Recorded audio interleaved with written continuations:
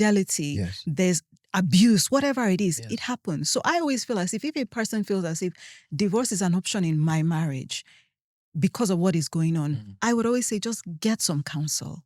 Just still go and speak to someone. Let someone sit down and talk to you and hear the details of what is going on first. Don't just go with what you see on social media where somebody divorced. So you say, okay, so I too can. Yes, so I too can. And there's no hope for my marriage. There's no marriage that God cannot restore as long as the two people are willing to yield themselves. But we have to yield ourselves because he cannot go beyond our willingness to work with him. Yes, ma'am. Right? Yes, ma'am. So don't just see someone say, well, we're separated or we're divorced, and then you say, okay, that's my license. No, I always say, get some counsel. Yes. And one of the things I always say is prayerfully get some counsel, because there are counselors, obviously, that make things worse, unfortunately. But get some godly counsel. Let someone understand what is going on, and then let them use the word of God to guide you. And then if you still feel, you come to that point where you feel, you know what, I'm still going to divorce, it's on you.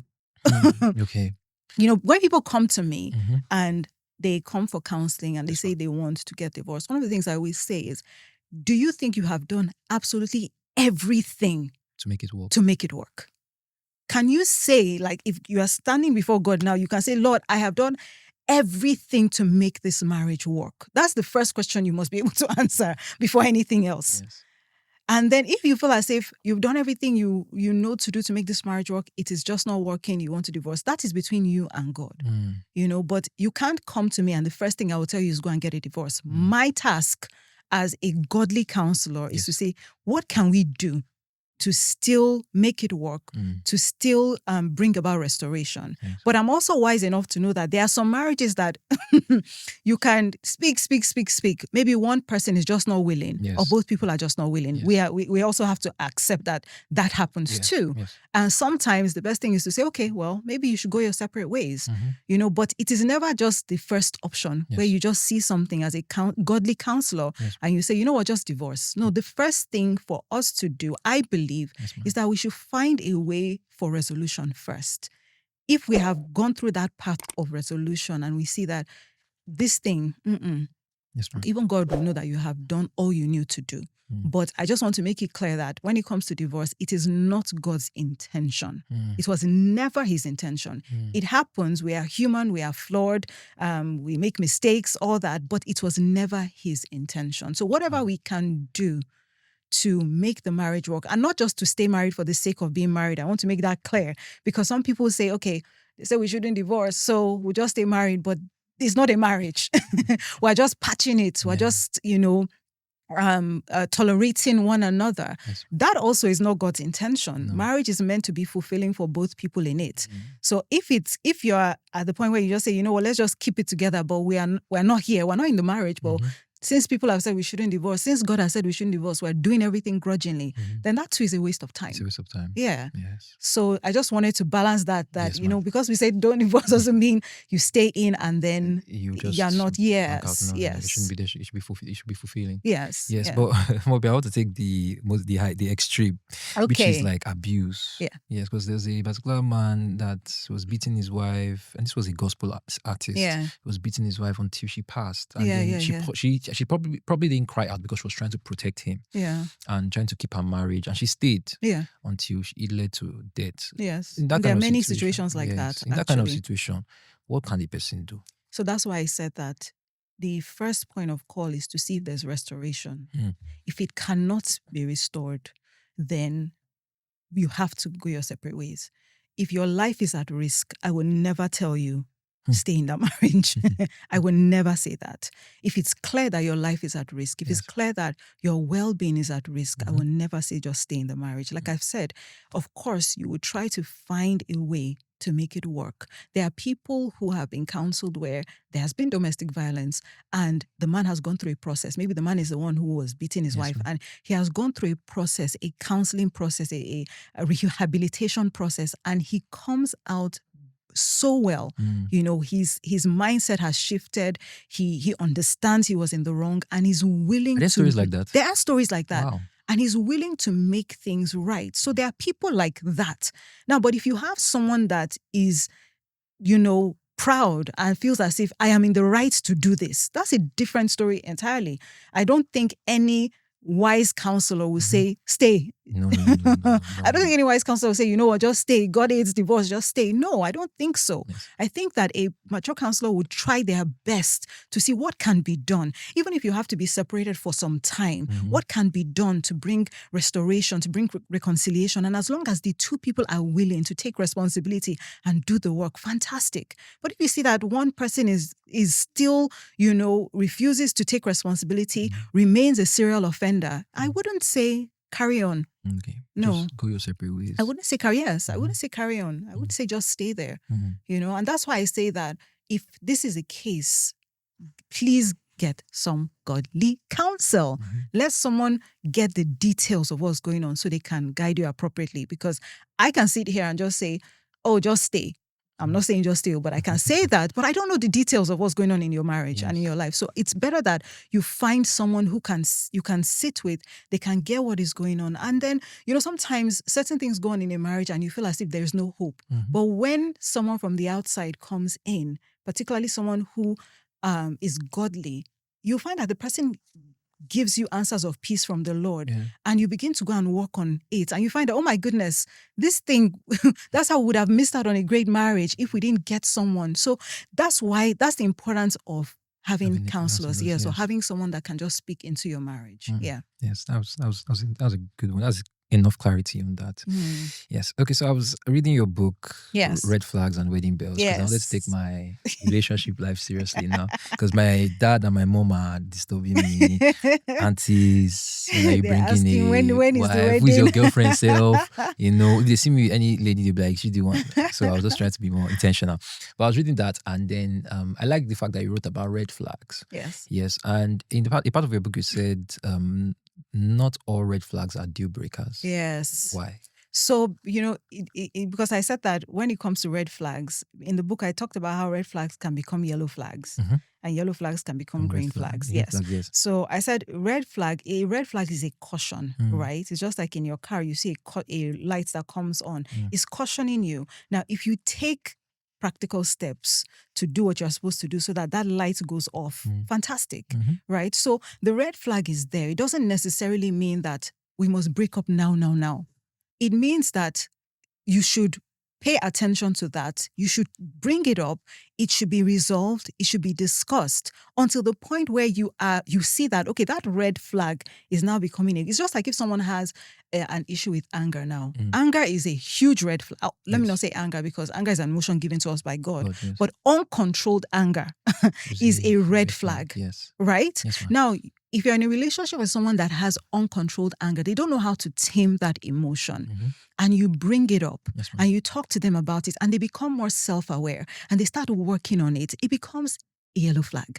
And they keep working on it to the point where they have mastered control over that emotion of anger. It becomes a green flag, right? So not all red flags are deal breakers. So, of course, I would say that if a red flag such as maybe you're in a relationship and the person starts beating you, that one is a deal breaker. Ma, thank you. When I was scripting this episode, I listened to a lot of scenarios and from aunties and all of that. She told me that she had a particular boyfriend that was beating her. And then that the more he beat her, the more she loved him. Wow. And she kept going back to him. And I actually checked and I actually realized that there's actually a disorder. I don't know the particular word for it, but it was actually a disorder. She thought that because he was beating her because he loved her. That's how she was interpreting it. So you see the spiritual. Okay, that's true. There are people like that. Yeah. I know there's a disorder, some kind of name for it. Yes. I can't just place it. Yes, but then there are also people who don't have high self-esteem. Yes. So when they are like that, a man, let me say, can, and I'm not shading men because it happens to both genders. Women beat men, exactly. That's why I say I'm not shading men. But it happens that when a person has low self-esteem, does not think highly of themselves, or feels as if they will never find anyone to love them. Do you understand? Yes. So they hold on to what they have. So even when that person is treating them anyhow, they're okay with it. It's fine. I counsel people like that. They're okay, and they're not joking. They're not. It's like they feel as if what they are doing is right. Right? They just feel as if they will never find anyone to love them. they don't think highly of themselves. Yes. So this man has come, he's loving on them in his own way, as it were, and he's manipulating them to think that this is how love should be. Or their background, how did they grow up? Some people have seen such things and have accepted it. Yes. They see the dad beating the mom, talking to the mom anyhow, and they've accepted it. That, oh, this is it. This is how a woman is supposed to be treated. And then that's why you see some men who treat women like that, because that's what they saw, and they saw the mom accept it. Yes. So for them, this is how it's supposed to be. So if they come across a woman who is like, no, you can't talk to me like that, it's like, what? Do you understand what I'm saying? Because that's what they saw their mother accept. Yes. So there are different factors that can lead to a person. It's not necessarily that it's a spiritual attack, as it were. There are some factors that lead to somebody receiving upbringing. So there are so many different factors that can make a person receive that as this is how love should be.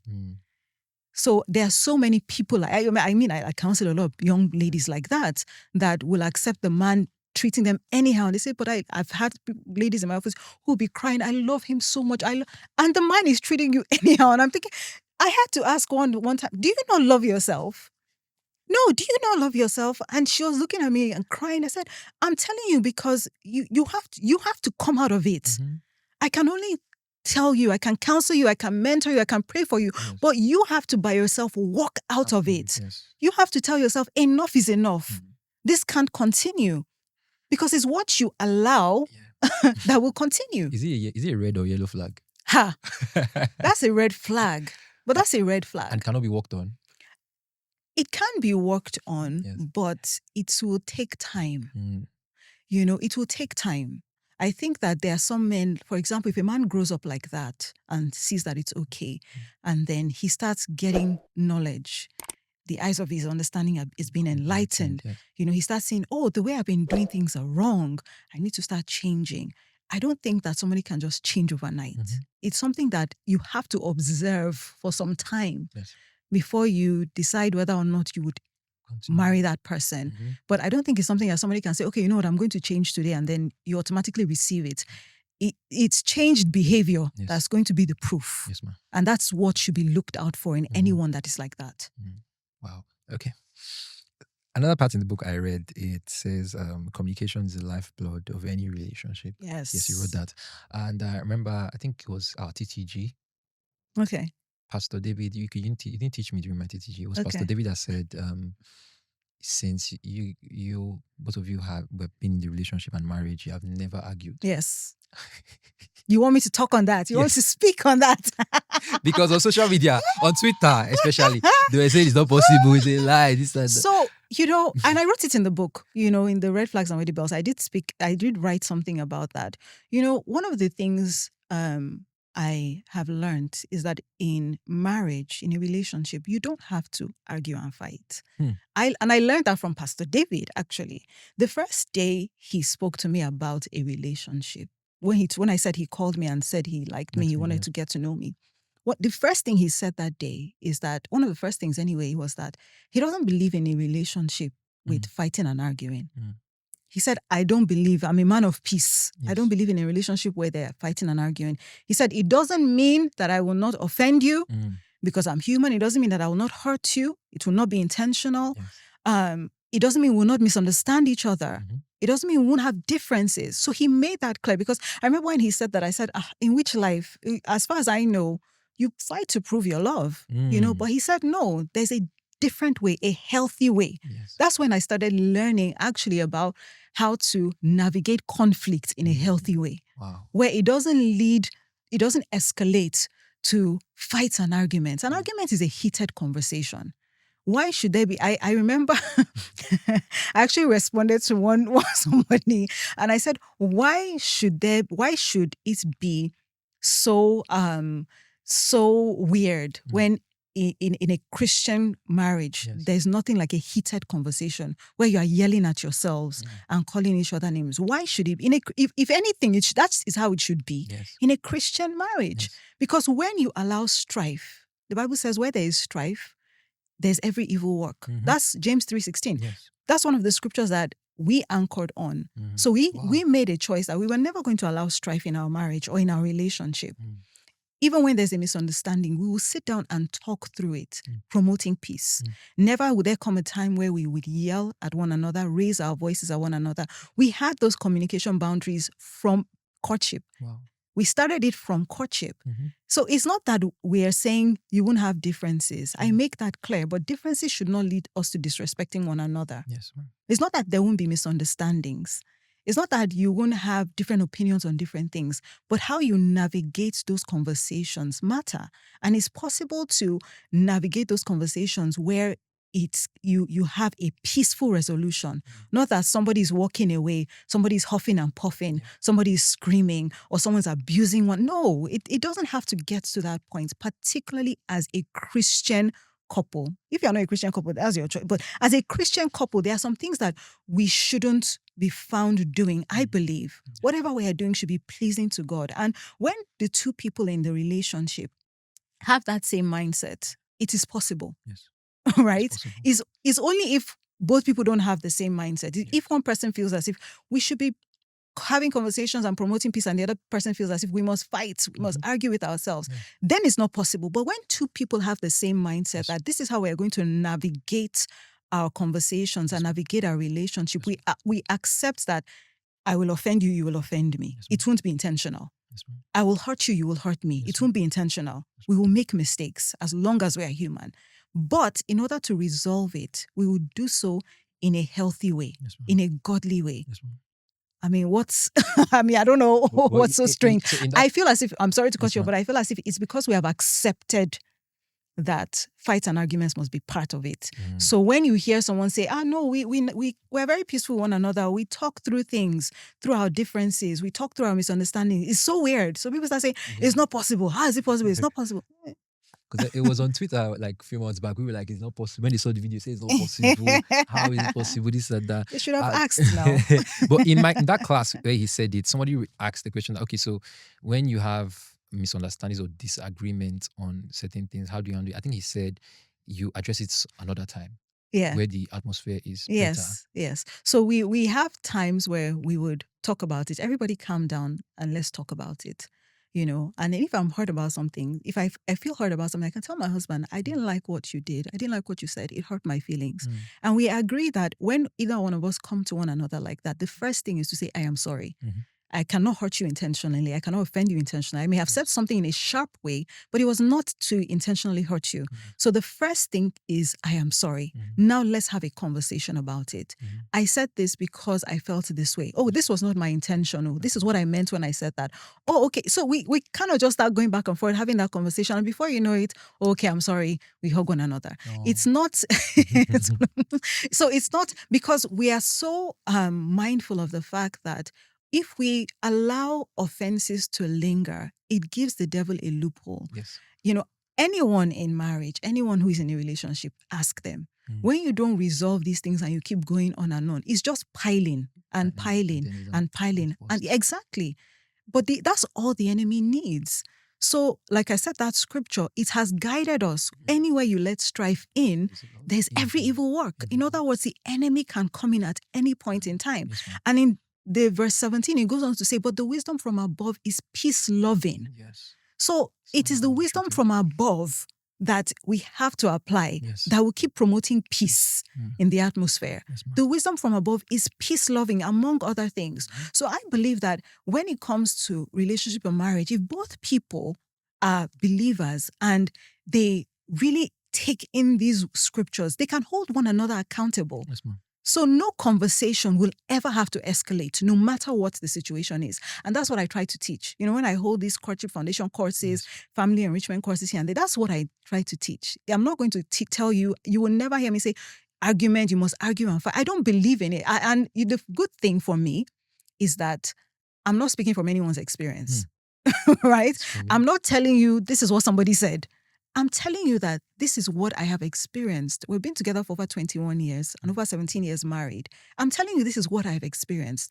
A time has never come where I've had to yell or scream, or he's had to yell or scream at me. We have been able to talk to one another in the most respectful way, even when there are differences, even when there are misunderstandings. So that's what I try to teach other people, that, listen, there's a different way. I get it that we've been hearing, you must argue, you must fight.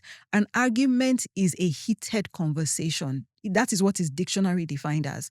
So if someone tells you that they had an argument with their husband or wife, you don't think they had a calm, loving conversation. Okay. It's a heated conversation. Yes. So if that's what the dictionary defines it as, I don't know what it is to have a heated conversation in my marriage. Wow. That's it. That's better. That's better. That's it. Yeah. So I've explained it. Yes. I hope you guys hear now. Okay.